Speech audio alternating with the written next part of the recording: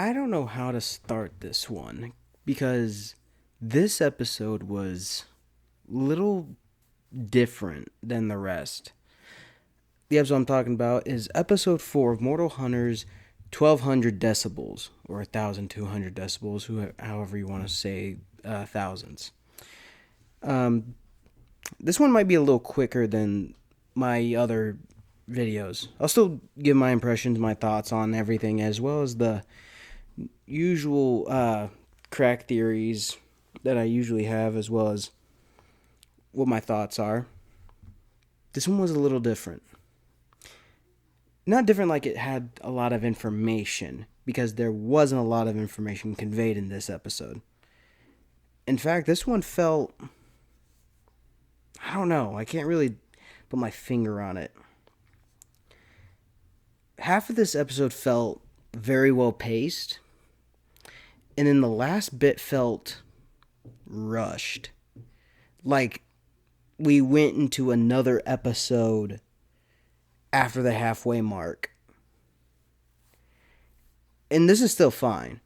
What do I mean? I might as well just get into the synopsis real quick, and then I'll talk about it a little bit further. In the last episode, we had Prairie Dog and Canine get ambushed by Ranch and Bull. Easily overwhelmed them, and Prairie Dog gets severely beaten, and Canine has to carry him. This episode opens up with the duo in the safe house. Apparently, it's a location that they acquired after taking the job of finding these tablet pieces. So, let me look at my notes again. Sorry. Canine is on a computer looking at a message saying Lamisa is home by an HRT. I'll do questions in a sec. I'll go over like my personal questions here in a second to really get to that. Sorry, notification on the computer. Okay. HRT, possible location or pen name, or even the creator of the tablets. That's just kind of writing this down. Prairie Dog is sent to a library to do research over HRT because he suffered a concussion from his fight with Ranch and Bull.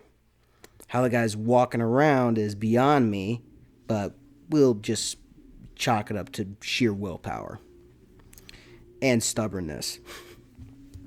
So we get to, and Canine also does field work on his own. We get to the library where, this was filmed on at Lamesa, Texas. Thought that was really cool. They went to the public library there to film this.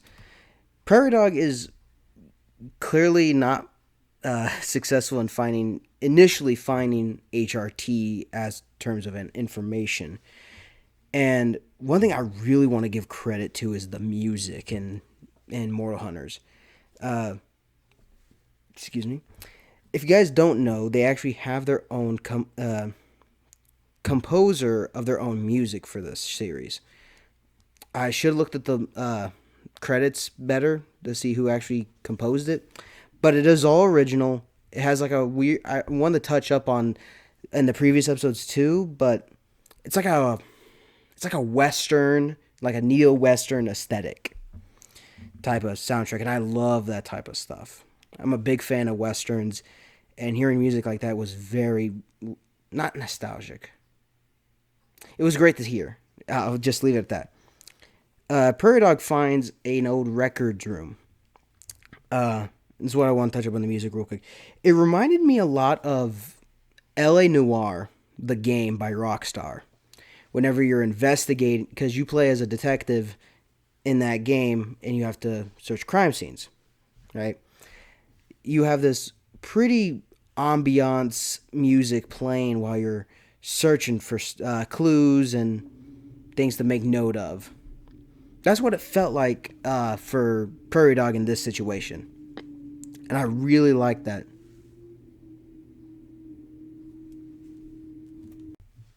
Sorry about that. Neighbors upstairs drilling something. I have no idea what. All right, back to it. Prairie Dog finds a notebook by HRT. I'm assuming that's a pen name, like J.R.R. Tolkien, or he uses his letters in his first name. And while he's making his way out, he bumps into a woman named Danny, who is an aspiring surgeon who looks over his injuries from the previous episode. And there's going to be a like romance to that. She's clearly going to be a love interest to Prairie Dog, and I'm happy for the guy. Dude needs a dub. I'll get into it in a second. Let's continue. While Prairie Dog is leaving after him and Danny talk and he's treated of his injuries, he comes face to face with another hunter named Showtime, who basically, what's the word? Leads him down to talk, and turns out he is partnered up with Jazzy, a hunter from episode 2. They take Prairie Dog to a stage. I think maybe it's not a movie theater. It's a theater stage. And Showtime says this is going to be the fight of the night, which means he's going to fight Prairie Dog. And the two of them fight. Before they even fight, Showtime says he's undefeated in the ring, and the reason why he's undefeated is because he has Jazzy rig the game by having a dial in her hand that sets off a frequency of, I'm assuming, 1200 decibels to basically screw over the hearing of whoever he's fighting. Clearly, he's either resistant to it, like unnaturally so, or he has like earplugs. I didn't see any earplugs. But this limits Prairie Dog's ability to fight back. And Showtime picks him apart, basically. I don't know if it was planned, but he does like some capoeira, like spinning kicks. And I just gotta appreciate. I need to be better with looking at the credits and writing this stuff down. But the actor who does Showtime, if you watch this, man, you are smooth. Like, you are entertaining as hell, man. I enjoyed pretty much every second you were on screen. And you smooth. You smooth. Showtime does like this weird... No, not weird. He does like a bit of like some Michael Jackson dancing. I'm assuming he's a character that likes to put on a show. He's a performer. I'll get into more that stuff later.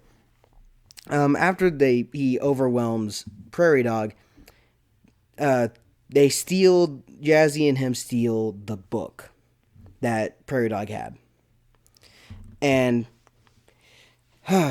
they basically say, better luck next time. And Showtime says, if you ever want a rematch, hit me up, basically.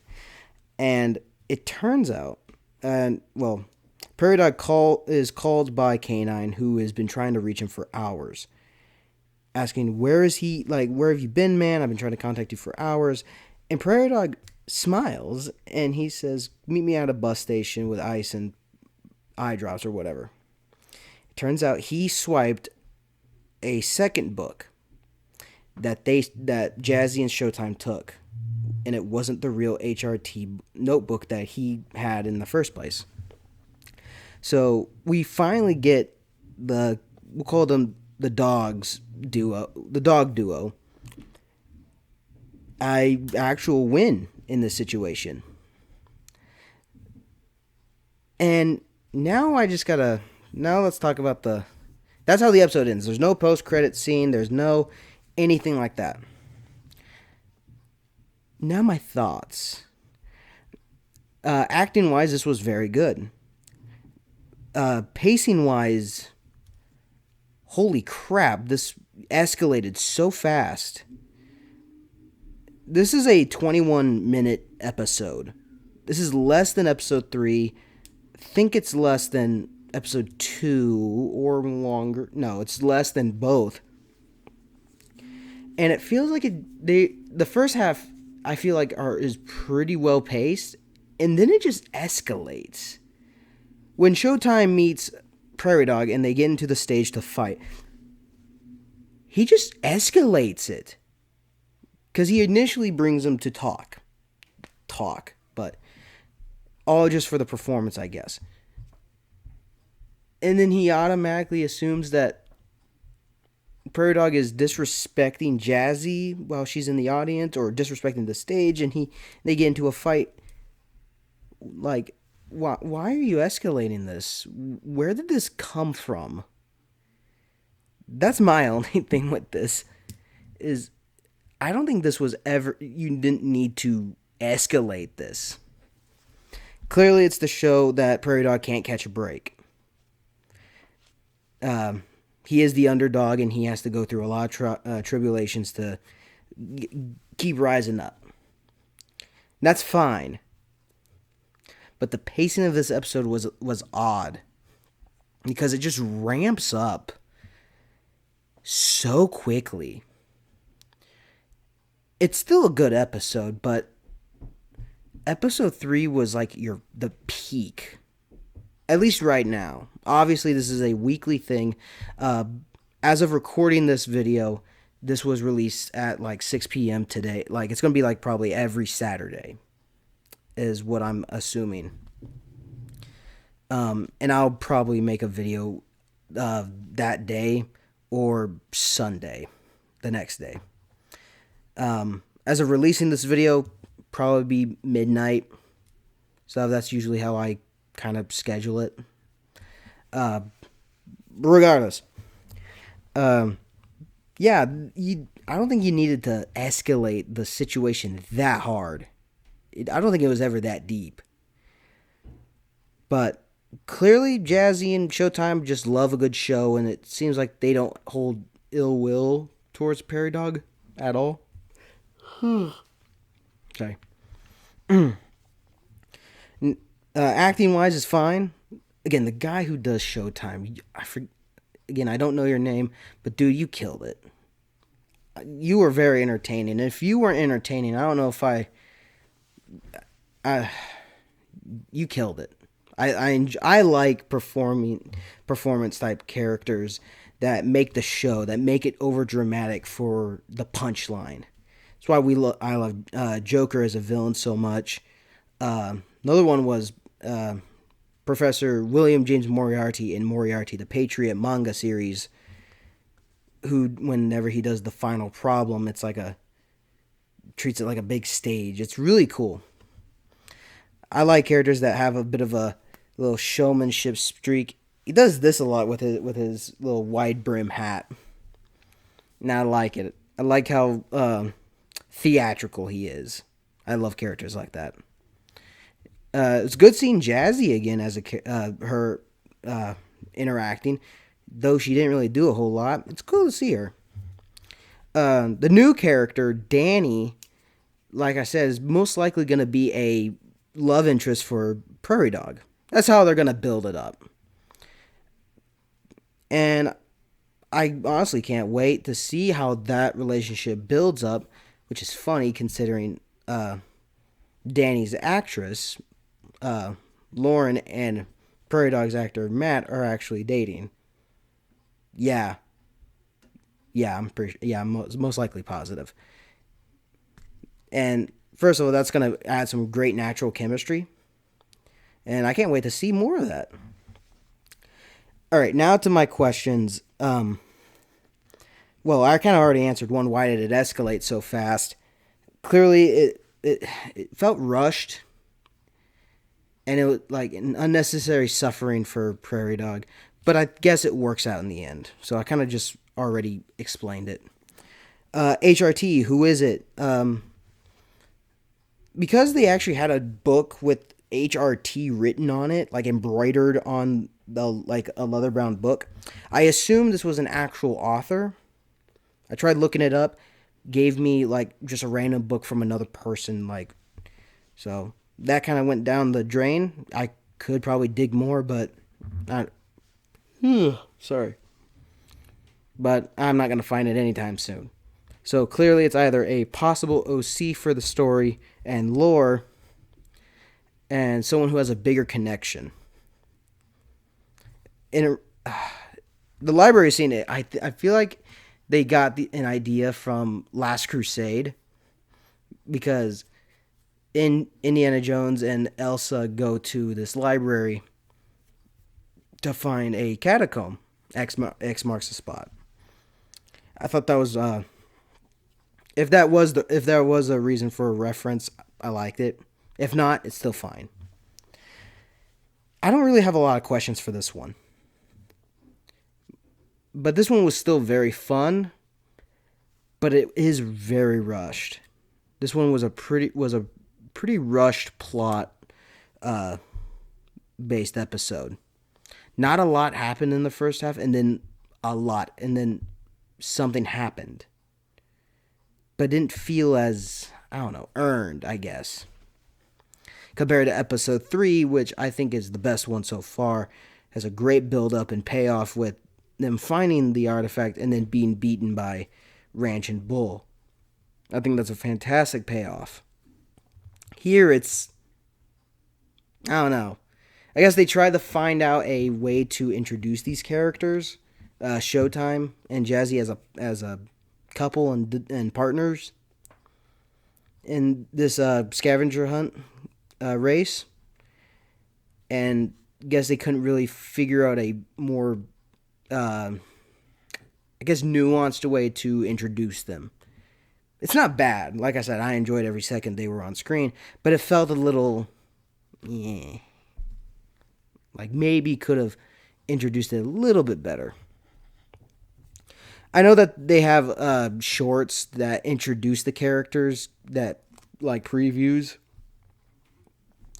and while I did watch them and I did enjoy them, I don't think that justifies enough to introduce them. And how they introduced Showtime here, while not terrible, was it was odd. This one was an odd one. I still like it, but this was an odd episode. I can't wait to see more of this, obviously. I'm making weekly videos on it, so cool. But, yeah.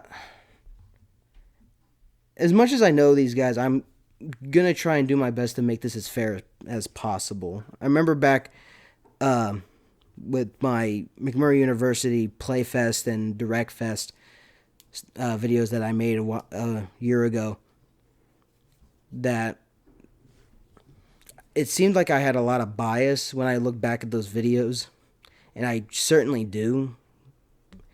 Like, I guess I can't help it. I know these people. At least in Mortal Hunters, I only know a few of them, but I'm going to try and be a bit more unbiased and look at it more objectively. But this has been a lot of fun, writing this stuff down and actually theorizing with what the story can unfold. This one doesn't give a whole lot of information for me to actually create a theory, but I think it'll be pretty fun to see where this unfolds. Yeah, I don't really have anything else on this one. I'll link the episode in the description below in case y'all want to watch it. And if you have watched it and wish to share your thoughts with me, please leave a comment down below what your thoughts of the episode are. And you guys, and Mortal Hunters YouTube channel, all you, Andrew Taylor, all you guys, if y'all do watch my videos, keep doing you. Y'all are doing great, and I'm gonna try and do the best I can with sharing your show out there. So yeah, I can't wait. I'll leave it now. I hope you guys have a great night or morning or whenever you guys watch this, and I'll see y'all in the next one.